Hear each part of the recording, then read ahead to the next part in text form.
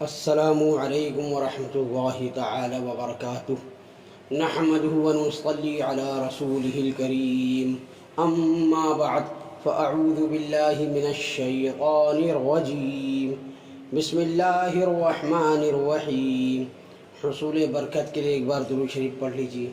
اللہم صلی علی سیدنا مولانا محمد معدن الجود والکرم وآلہ وبارک وسلم۔ دوستوں، میں جیش محمد مصباحی آج پھر آپ کی خدمت میں ایک دلچسپ واقعہ لے کر کے حاضر ہوا ہوں، جس کو میں نے چوری سے توبہ کے نام سے موسوم کیا ہے۔ واقعہ اس طرح ہے کہ سلطان محمود غزنوی اپنی رعایا کا بڑا خیال رکھتا تھا۔ اس کی عادت تھی کہ وہ راتوں کو بھیس بدل کر شہر کی گلیوں میں پھرتا رہتا اور جائزہ لیتا کہ رعایا کس حال میں ہے۔ ایک مرتبہ کا ذکر ہے کہ سلطان اپنے معمول کے مطابق بھیس بدل کر شہر میں پھر رہا تھا کہ اسے ایک جگہ پر چند افراد اکٹھے جاتے ہوئے دکھائی دیے۔ سلطان تیز تیز قدم اٹھاتا ہوا ان کے نزدیک گیا تو اسے محسوس ہوا کہ یہ چور ہیں جو کسی جگہ پر چوری کرنے کی نیت سے جا رہے ہیں۔ سلطان محمود غزنوی کو اپنی طرف آتا دیکھ کر چور خوف زدہ ہو گئے کہ یہ آدھی رات کے وقت کون اس طرف آ رہا ہے۔ چونکہ انہوں نے سلطان کو بالکل نہیں پہچانا تھا، اس لیے کہنے لگے کہ تم کون ہو؟ سلطان نے کہا، میں بھی تمہاری طرح کا ایک آدمی ہوں۔ چوروں نے سمجھا کہ شاید یہ بھی ہماری طرح کا کوئی چور ہی ہے جو آدھی رات کے بعد چوری کی نیت سے نکلا ہے۔ چنانچہ انہوں نے اطمینان کا سانس لیا۔ سلطان محمود غزنوی نے ان سے کہا کہ اتنی رات گئے تم کس ارادے سے پھر رہے ہو؟ وہ کہنے لگے، اسی ارادے سے جس ارادے سے تم پھر رہے ہو، یعنی چوری کی نیت سے۔ سلطان محمود غزنوی نے کہا کہ اگر چوری ہی کرنی ہے تو پھر کسی ایسی جگہ کرو جہاں سے اس قدر دولت تو ہاتھ لگ جائے جو ساری عمر کے لیے ہمیں کافی ہو، اور پھر کبھی چوری کرنے کی ضرورت ہی پیش نہ آئے۔ میرا مشورہ تو یہ ہے کہ شاہی محل کو لوٹتے ہیں جہاں سے ہمیں بہت بڑا خزانہ ہاتھ آ سکتا ہے۔ چوروں نے یہ سنا تو بڑے خوش ہوئے اور سلطان محمود غزنوی کی ہمت اور بہادری پر عش عش کر اٹھے اور کہا، واہ بھائی واہ، تم تو بڑے بہادر اور جرأت مند چور ہو، کیونکہ شاہی محل میں چوری کرنا بڑی ہمت اور حوصلے کا کام ہے، اور تم اس بات کے کرنے میں ذرا بھی نہیں گھبرائے۔ ہم تمہیں آج سے اپنا سردار مانتے ہیں، تم جو حکم دو گے ہم اس کی اطاعت کریں گے، لیکن یہ جو کام تم نے شاہی محل والا بتایا ہے یہ بڑا مشکل ہے۔ سلطان محمود غزنوی نے کہا، میرے ہوتے ہوئے تمہیں ذرا بھی خوف زدہ ہونے کی ضرورت نہیں ہے۔ میری موجودگی میں تم ہر مشکل کو آسان سمجھو اور بالکل نہ گھبراؤ۔ اب تیاری کرو، کیونکہ شاہی خزانے پر آج ہی ہاتھ صاف کیا جائے گا۔ اس مقصد کے لیے پہلے ہم ایک منصوبہ بنا لیتے ہیں تاکہ آسانی رہے۔ ہم میں سے ہر ایک اپنا اپنا کمال بیان کرے کہ وہ کس خصوصی صفت کا مالک ہے۔ ان سب نے باری باری اپنا اپنا کمال بتانا شروع کیا۔ ایک چور نے کہا کہ میں یہ کمال رکھتا ہوں کہ جس جگہ پر خزانہ رکھا گیا ہو مجھے اس جگہ کی مٹی سے خزانے کی خوشبو آ جاتی ہے۔ دوسرا چور کہنے لگا کہ مجھے یہ کمال حاصل ہے کہ اگر سخت اندھیری رات میں بھی کسی کو ایک مرتبہ دیکھ لوں تو پھر اس کی شکل کبھی نہیں بھولتا، اور دن کی روشنی میں بغیر کسی مشکل کے اسے شناخت کر لیتا ہوں۔ تیسرے چور نے کہا، میں یہ خصوصی کمال رکھتا ہوں کہ مجھے کتے کی بولی آتی ہے، کتا جو کچھ کہہ رہا ہو مجھے سمجھ آ جاتی ہے کہ وہ کیا کہہ رہا ہے۔ چوتھا چور بولا، میں اس کام میں خصوصی کمال رکھتا ہوں کہ چاہے محل کی دیوار جتنی بھی بلند ہو، اگر میں کمند پھینکوں تو وہ فوراً دیوار کے اوپر جا کر فٹ ہو جاتی ہے، جس کے باعث ہم تمام آسانی کے ساتھ محل کے اندر پہنچ سکتے ہیں۔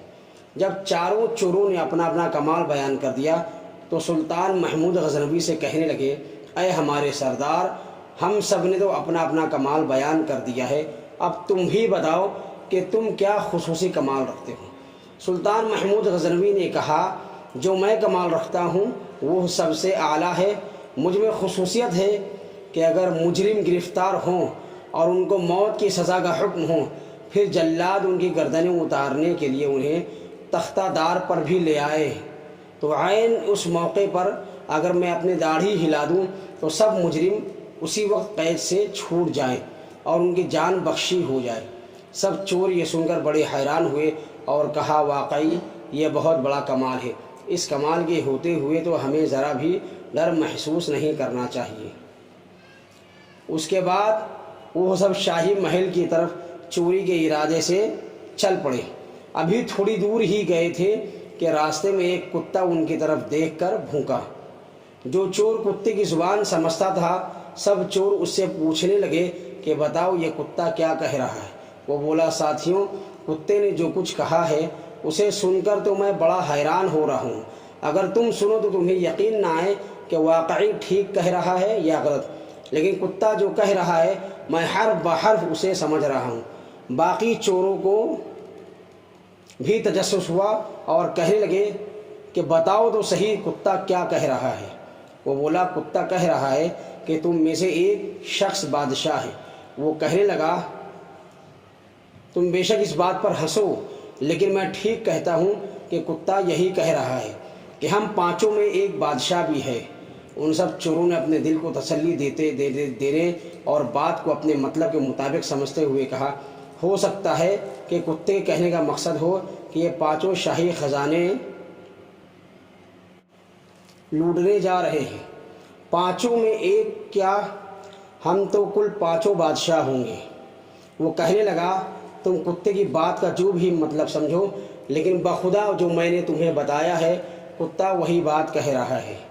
یہی باتیں کرتے کرتے پانچوں شاہی محل کے پاس پہنچ گئے اور دیوار کے نزدیک کھڑے ہو کر کمند پھینکنے والے چور سے کہنے لگے کہ اب تم اپنا کمال دکھاؤ۔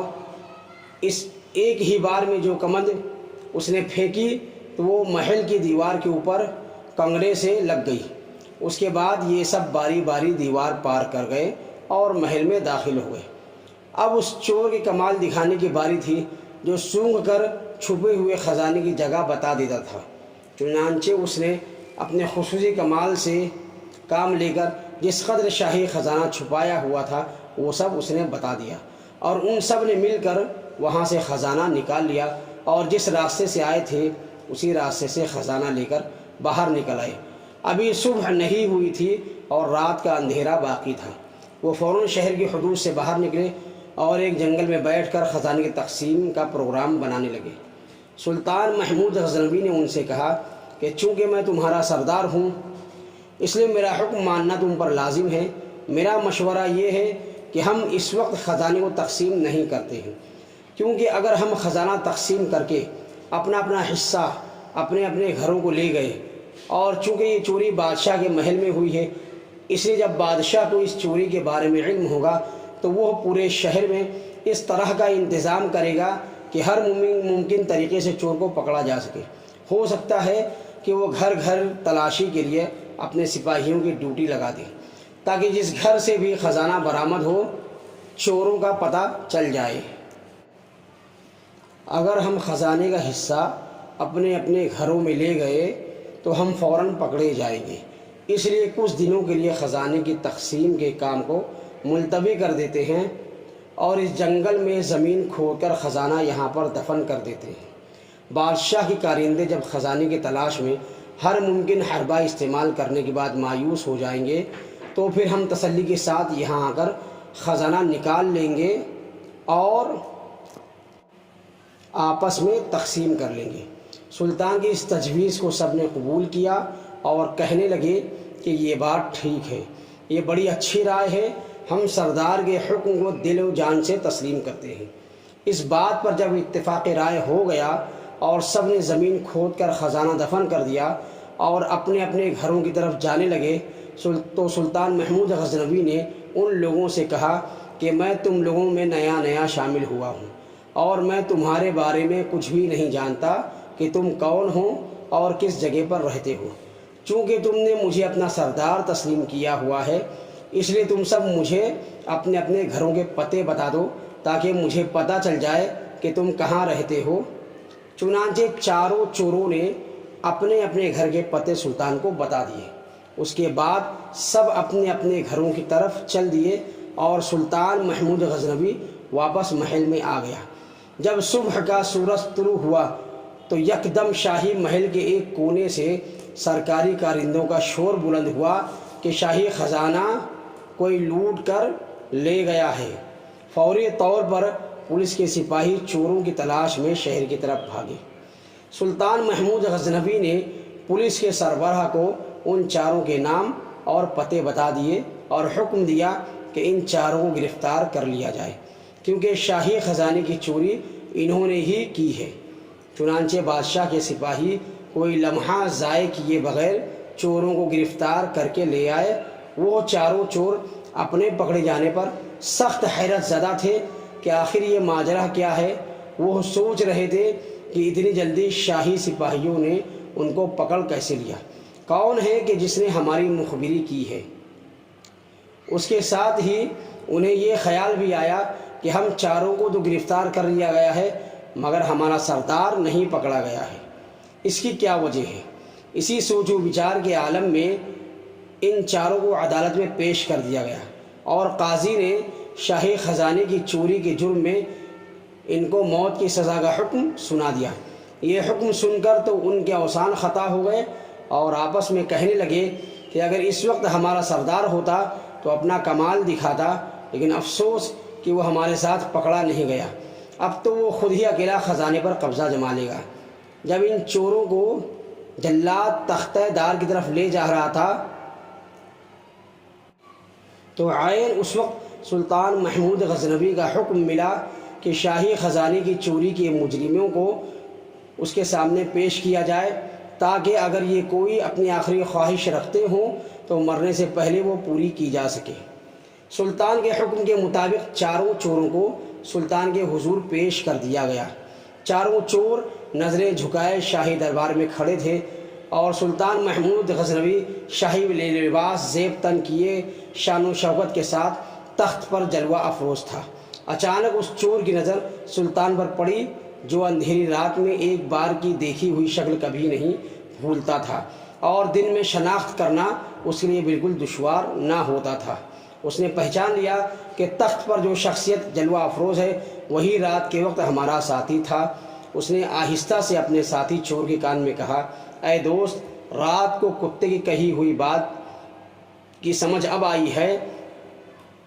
کتا ٹھیک ہی کہہ رہا تھا کہ ان پانچوں میں ایک بادشاہ بھی ہے۔ یہ جو تخت پر بیٹھا ہے رات کو یہی ہمارا پانچواں ساتھی تھا۔ دوسرا چور اس کی بات سن کر کہنے لگا، ارے احمق، کیا بکواس کرتے ہو؟ رات کو تم نے ایک کتے کی بات کا یقین کر کے چور کو بادشاہ بنا دیا اور تم بادشاہ کو چور کہہ رہے ہو۔ لگتا ہے تمہاری عقل ماری گئی ہے اور تم اپنے ہوش میں نہیں ہو۔ سلطان غزنوی ان کی آپس میں خسر پسر سن رہا تھا۔ بولا، یہ تم لوگوں نے کیا خسر پسر لگا رکھی ہے؟ جس چور نے بادشاہ کو پہچان لیا تھا وہ فوراً چند قدم آگے بڑھا اور اپنے ہاتھ کو باندھ کر کہنے لگا، اے ہمارے سردار، ہم سب تو اپنا اپنا کمال دکھا دیے، اب آپ اپنی داڑھی کب ہلائیں گے؟ اس وقت ہلائیں گے جب ہم موت کے منہ میں چلے جائیں گے۔ سلطان محمود غزنوی اس چور کی بات سن کر ہنس پڑا اور کہا، واہ بھائی واہ، تم نے مجھے پہچان لیا اور اپنا کمال دکھا دیا۔ لو پھر میں اب اپنا کمال دکھاتا ہوں اور اپنی داڑھی کو ہلاتا ہوں۔ جاؤ، تم سب آزاد ہو۔ چوروں نے جو اپنی رہائی کا حکم سنا تو بڑے متاثر ہوئے اور اسی وقت سلطان کے قدموں میں گر کر معافی کے خواستگار ہوئے اور آئندہ کے لیے چوری کے کاموں سے توبہ کی اور ہمیشہ کے لیے نیکی کا راستہ اختیار کرنے کا وعدہ کر کے شاہی دربار سے رخصت ہوئے۔ سامعین اکرام، آج کی میری یہ ویڈیو یہیں پر مکمل ہوتی ہے۔ انشاءاللہ العزیز عن قریب ایک اور ویڈیو لے کر کے میں آپ کی خدمت میں حاضر ہوں گا۔ تب تک کے لیے اجازت مرحمت فرمائیں۔ السلام علیکم ورحمۃ اللہ تعالی وبرکاتہ۔